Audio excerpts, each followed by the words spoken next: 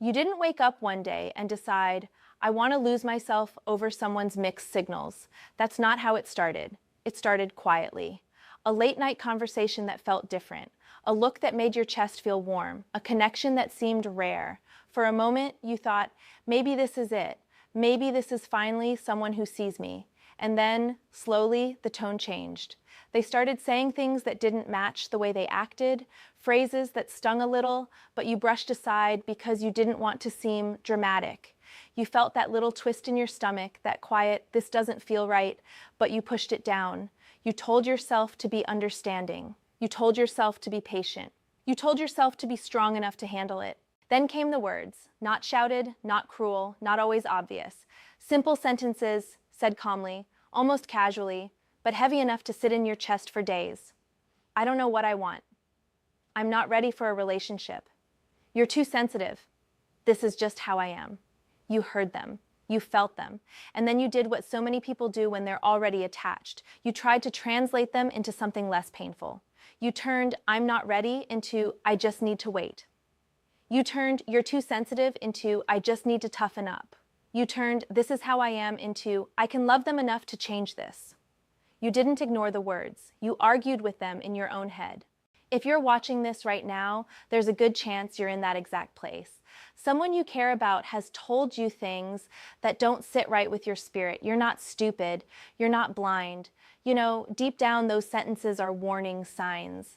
But your heart keeps looking for loopholes. You keep asking, what if they're just scared? What if I leave and they were about to change? What if I'm overreacting? So you stay. You shrink. You overthink. Your nervous system, your body's alarm and comfort system, is stuck in a loop of hope and anxiety.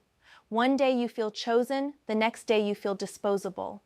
This video is for that part of you that's tired, the part that is still soft, still loving, but exhausted from trying to decode what someone already told you clearly. We're going to talk about 4 specific things people say that, in many cases, are your signal to walk away. Not because you don't care, but because you finally do. We're going to break down what those sentences really do to your mind, your emotions, and your nervous system. We'll look at why you cling to them, why you excuse them, and what it actually means to choose yourself when you hear them. This isn't about demonizing anyone. People have their own wounds, their own limits, but your job is not to bleed out trying to heal what they refuse to touch. As we go through these 4 phrases, I want you to listen, not just with your brain, but with your body. Notice where you tense up.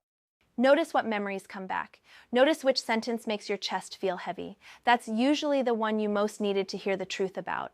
And by the end of this video, my hope is simple. Not that you suddenly become cold or heartless, but that you become brave enough to believe people the first time they show you they cannot love you the way you need. And brave enough to walk away without hating yourself for it. Before the words, how your heart hears what their mouth says. Before we even look at the 4 sentences themselves, it's important to understand why they land so deeply. By the time someone says these things to you, you're usually already attached. You've shared stories, laughter, maybe your body, maybe your secrets. You've already invested time and emotion. So when their mouth starts sending warning signals, your heart doesn't receive them as information. It receives them as a threat to the future you imagined, a threat to the story your mind has already started writing with this person in the lead role. That's why you don't just hear, I don't know what I want. You hear, the thing you want might be taken away. You don't just hear, I'm not ready. You hear, you might have to lose this connection. Your brain, especially when it's already bonded to someone, hates losing what it feels attached to. So it tries to find a way around the discomfort. It starts explaining their words away, softening them, twisting them into something less painful. That's not because you're dumb. It's because your nervous system is trying to protect you from pain, in the only way it knows how, by keeping you close to what it has already decided is safe, even if it's not actually safe at all. There's also something called hope addiction, even if we don't use that formal term in real life. When someone gives you just enough sweetness mixed with their distance, you become addicted to the potential. You're not staying for how things are. You're staying for what you hope they might become. So when they say something that clearly tells you, I cannot give you what you're asking for, You don't treat it like a boundary. You treat it like a puzzle to solve. You think, if I'm patient enough, gentle enough, low pressure enough, they'll eventually realize I was the one. You turn their limitations into your project.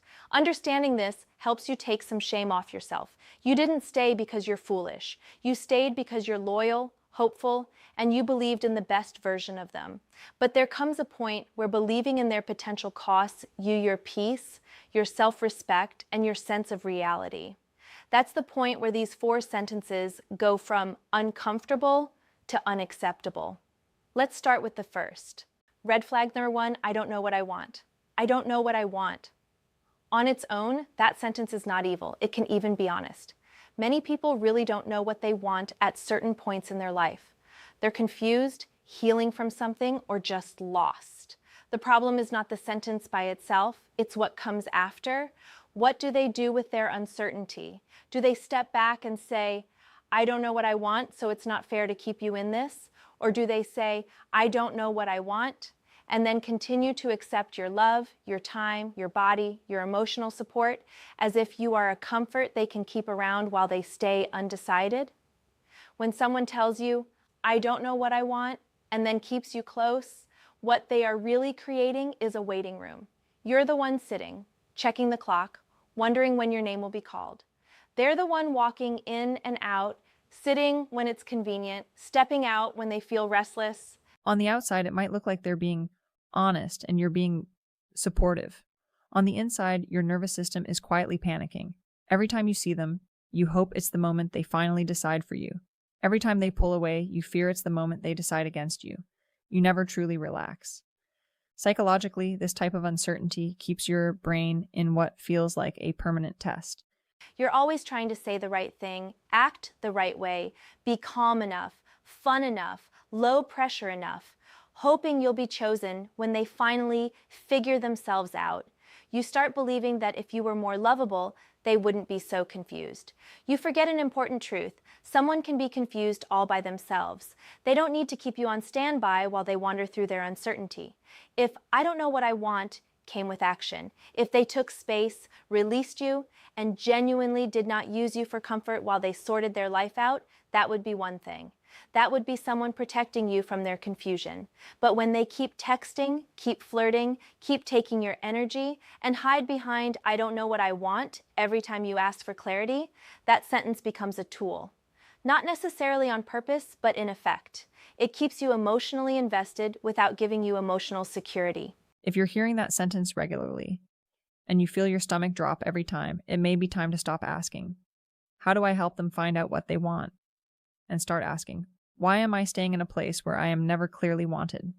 In many cases, the most loving thing you can do for yourself is to say, you don't know what you want. I respect that, but I do know what I want, and I can't keep sacrificing that while you figure it out. Red flag number 2, I'm not ready for a relationship, but I don't want to lose you. The second sentence sounds honest too. I'm not ready for a relationship. If that sentence stood alone, it would be very clear. They're not ready. End of story. You might be hurt, but at least you would know where you stand. The trouble starts when they attach a hook at the end. I'm not ready for a relationship, but I don't want to lose you. Or, can we just keep things how they are? Or, let's not put a label on it, but I don't want you talking to other people. In simple terms, what they're saying is, I don't want the responsibility of commitment, but I do want the benefits of your presence. They want your time, your body, your emotional support, even your loyalty, just without the accountability that comes with being your partner. And because you care, because you're hopeful, you hear the second half louder than the first. You focus on, I don't want to lose you, and quiet down the, I'm not ready part. You tell yourself they care. They're just scared. If I'm patient, they'll eventually get ready. While you're being patient, what happens to you? You start editing your needs down to what they can handle. You stop asking for clarity because you don't want to push them away. You avoid uncomfortable conversations because you're terrified that if you insist on a label, they'll choose freedom over you. You start accepting a half relationship while giving full effort. They get the comfort of a partner without committing like one. You get the responsibilities of a partner without the security. From a relationship psychology perspective, this puts your nervous system in a chronic stress state. You don't know if you're single or taken. You don't know whether you should be fully in or guarding your heart. You're always on call, emotionally, even though you don't know if you're allowed to act like their person. And over time, this teaches your brain that love is supposed to feel unstable. That going with the flow means your needs have to drown quietly in the background. If someone says, "I'm not ready for a relationship," you are absolutely allowed to believe them the first time. You can respond with, "Thank you for your honesty. I am looking for something more committed, so I'm going to step back." That doesn't make you dramatic or impatient. It makes you clear. The moment you hear, "I'm not ready," followed immediately by, "but I don't want to lose what you give me," understand, you are being offered emotional work without emotional rights. And in many cases, that is your cue to walk. Not because they're evil, but because you're done paying full price for half of something. If hearing this is making things click for you, if you're realizing you've been in a no-label situation that feels a lot like a relationship, when it benefits them, and we're just talking when it benefits them too, take a second to breathe. You're not alone. A lot of people are living in that confusion right now. If you want more content that helps you see dynamics like this clearly, gently hit subscribe, like this video so it reaches someone who needs it, and if you feel safe, share a little bit of your story in the comments. Not because you owe anyone your pain, but because putting it into words can be the first step toward finally honoring it. Red flag number 3, you're too sensitive, you're overreacting, you're too needy. The third set of phrases cuts deeper because it doesn't just question the relationship, it questions you. You're too sensitive. You're overreacting. You're too needy. Maybe they say it with a sigh, maybe they laugh a little when they say it, maybe they roll their eyes. However it comes out, it sends the same message. Your feelings are a problem. Can we be honest? Yes, sometimes we all react strongly. Sometimes we bring old wounds into new situations. We're human. But there's a massive difference between someone saying, "I think there's a misunderstanding here, can we talk about it?" and someone habitually dismisses your emotions as too much every time you express hurt. When you say, "It hurt me when you disappeared for days," and they respond, "You're so dramatic," that's not feedback, that's dismissal. There's a word people use for this kind of behavior: gaslighting. The word sounds intense, but in simple terms, it means this. You say, "This is what I experienced," and they keep telling you, "No, you didn't. You're just crazy." Over time, your brain doesn't know who to believe anymore, yourself or them. You feel pain, but you tell yourself, "Maybe I'm imagining it." You sense disrespect, but you tell yourself, "Maybe I just can't handle normal behavior." Slowly, you stop trusting your own emotional alarms. Emotionally healthy people don't need you to shut down your feelings in order for them to feel comfortable. They might not always agree with your perspective, but they can say things like, "I didn't mean it that way, but I can see you're hurt," or "Let's talk about what happened." They don't automatically make your reaction the villain. When someone's default response to your pain is, "You're too sensitive," what they're really saying is, "Your emotions inconvenience me, and instead of adjusting my behavior, I'd rather label you as the problem." Over time, staying in this kind of dynamic crushes your self-esteem. You start apologizing for feeling anything at all. You start hiding your disappointment, your sadness, your anger because you don't want to be accused of being needy. You become a quieter, smaller, edited version of yourself. And the worst part, you start to believe them. You start repeating their words in your own head even when they're not there. "I'm overreacting." I need to be less sensitive. I should be able to handle this. If you grew up being told similar things, this kind of person can feel weirdly familiar. It's like your nervous system goes, I know this pattern, and you fall into it without thinking. But being familiar is not the same as being healthy. You do not have to earn love by strangling your feelings. A partner who respects you doesn't punish you for having emotions. They help you feel safer expressing them. When "you're too sensitive" becomes a regular reply to your pain, it may be time to walk. Not because you can't ever grow in emotional balance, but because you deserve to grow with someone who doesn't require you to shut yourself off just to be tolerated.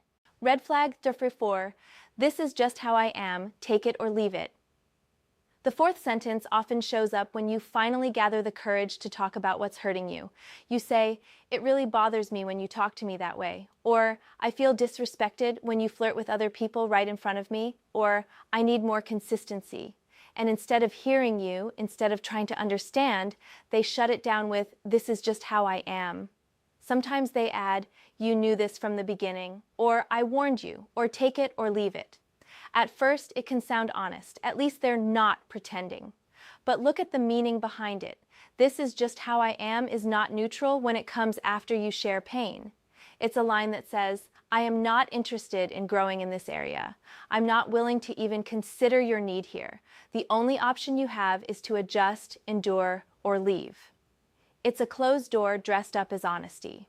There's another version that sounds gentle, but does the same thing. "You deserve better than me." It sounds humble, it sounds self-aware. But what do they do after saying it? If they truly believe you deserve better and then step back so you can find it, that might be genuine.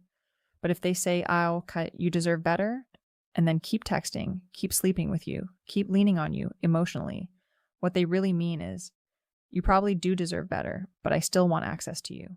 When you accept "this is just how I am" in response to real hurt, you slowly start betraying your own needs. You adjust your standards lower and lower. You tell yourself, "They warned me," as if that means you're no longer allowed to feel pain when their behavior cuts you. You begin to believe that asking for basic respect, consistency, or care makes you demanding. It's like living in a house where the roof keeps leaking, and instead of fixing it, the owner says, "This is just how this house is." At some point, you either keep putting buckets everywhere or you move out. In relationships, "This is just how I am" should not be the final word after you express pain. It can be a starting point for growth. "This is how I've been, and it's hard for me to change, but I'll try." But when it's used as a full stop, as a way to shut down the conversation, it becomes a soft way of saying, "My comfort matters more than your emotional safety." You're allowed to hear that and decide, then this is just not where I stay. What these 4 sentences do to your nervous system. Now let's step back and look at the big picture. Each of these sentences does something specific to your nervous system, the part of you that manages stress, safety, and threat. "I don't know what I want" keeps you in suspense. Your nervous system never knows whether to relax into the connection or prepare for loss. So it stays on high alert, scanning for signs, overanalyzing every look, every message, every silence. "I'm not ready for a relationship, but I don't want to lose you" keeps you in limbo. You act like a partner without being one. You're emotionally invested in something that has no solid ground. Your nervous system doesn't get the stability of commitment or the freedom of being single. It gets the exhaustion of trying to balance in the middle. You're too sensitive, you're overreacting, attacks your internal compass. Your nervous system sends you signals: tight chest, lump in your throat, heaviness in your stomach. And instead of those signals being honored, they're mocked or dismissed. Over time, you don't know whether to trust yourself or not. That confusion is deeply stressful. "This is just how I am, take it or leave it," tells your nervous system. Your pain will not be considered here. It creates a sense of stuckness. Either you stay and endure, or you leave and grieve. Both are painful, but only one leads to peace on the other side. Living under all 4 of these messages, even if it's just 1 or 2 of them, wears your body and mind down. You might notice you're more tired than usual, more anxious, more distracted. You might struggle to focus, sleep properly, or enjoy things you used to love. That's not weakness. That's your system telling you, "This environment is not safe for me long term." Why it's so hard to walk away, even when you know you should. If all of this is making sense, you might be asking, "If it's so bad, why can't I just leave?" That's a fair question. The answer is because you're human and humans bond. You're not just walking away from 4 sentences, you're walking away from hope, from memories, from fantasies, from potential. You're walking away from the version of them you saw in the beginning, the version that made you feel special, seen, alive. Letting go of that is painful. There's also the fear of regret. What if they change right after I leave? What if I just needed to hold on a little longer? What if I'm making a mistake? Those questions can paralyze you. Your brain would rather sit in familiar pain than risk unknown pain. At least with them, you know what to expect. Out there, you don't, so you stay, even when you know these sentences are cutting you slowly. And then there's the part of you that doesn't fully believe you deserve more. If you've been told you're too sensitive or too needy enough times, you might secretly think, maybe this is the best I can get. Maybe everyone will get tired of me eventually. At least this person is still here. So you cling to a half love instead of trusting you're worthy of a full one. Understanding all of this is important because you can't bully yourself into walking away. Shaming yourself won't help. What helps is compassion. Recognizing, of course it's hard. Of course I'm scared. Of course I'm attached. And then, from that gentle place, asking, but what is the cost of staying? What is happening to my spirit while I fight to stay where I'm clearly not being fully chosen?